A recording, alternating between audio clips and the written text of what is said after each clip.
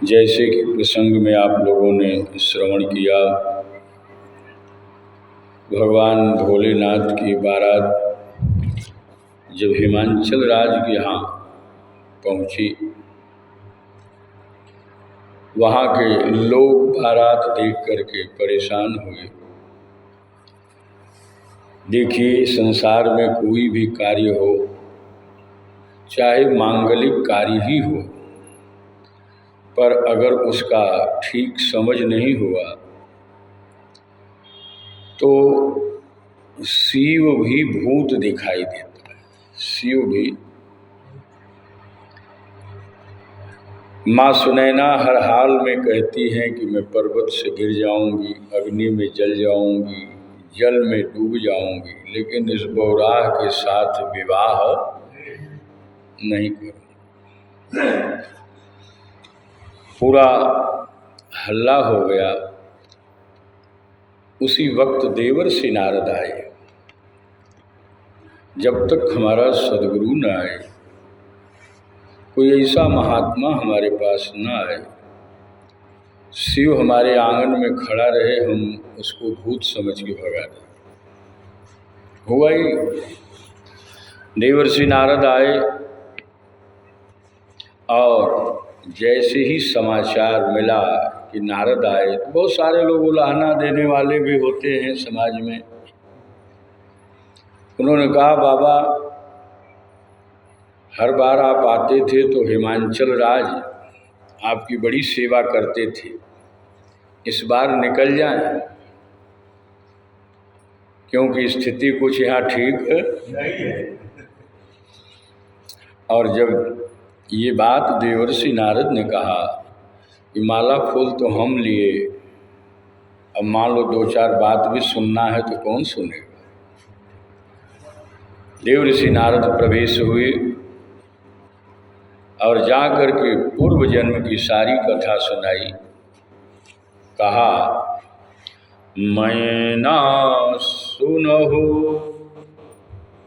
सत्य मम वाणी, मैं ना सुनहु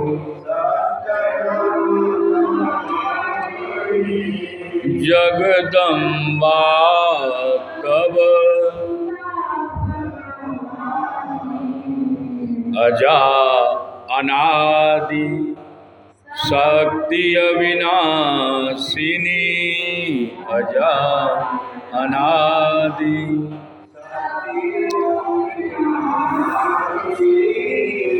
सदा शंभु अर्धंग निवासी, मैं ना सत्य मैं ना।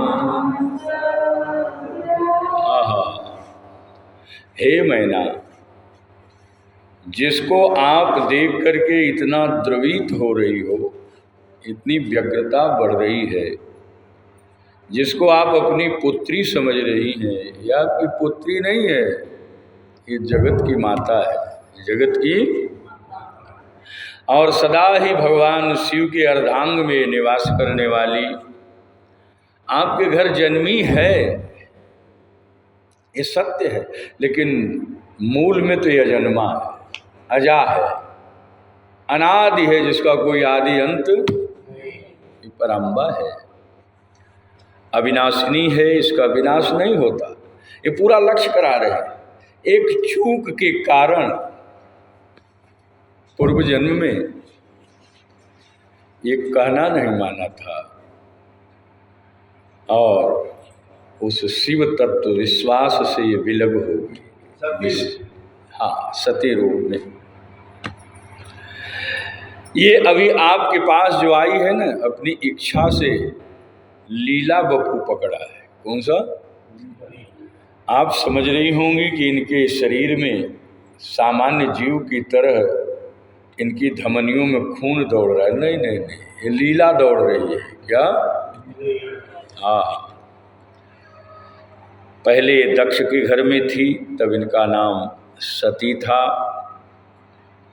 वहाँ भी ये शिव को ही प्राप्त हुई। सिर्फ एक इन्होंने लीला में अपनी सहभागिता की, जिसके कारण दूर होना पड़ा, सीवेश पकड़ा था। ये बात सुन के देवर्षि नारद के मुखारविंद से जितने लोग वहाँ विषाद में थे, वो विषाद पूरा का पूरा समाप्त हुआ और घर घर में ये संवाद पहुँच गया कि वास्तव में ये हमारी जो पार्वती है, ये दुर्गा है। ये जो वहाँ बहुत विलाप हो रहा था, अब परमानंद व्याप्त हो गया। क्या हो गया? आनंद में सब लोग डूब गए। आनंद पहले भी था, उसी आंगन में शिव भी है और शक्ति भी है, लेकिन विषाद में सब चले गए। क्यों? ना समझी के कारण बड़ी बड़ी निर्णय ले लिया कि अब इनका विवाह हम होने मिलने ही नहीं देंगे। और नारद जी ने कहा तुम मिलने क्या, उनके आधे अंग में निवास करने वाली है, पराम्बा है। सब पार्वती के चरणार बिंदों की वंदना करने लग गए। सूप शास्त्र के अनुकूल भक्ष भोज लेह चोष से 4 प्रकार का भोजन वहाँ तैयार था।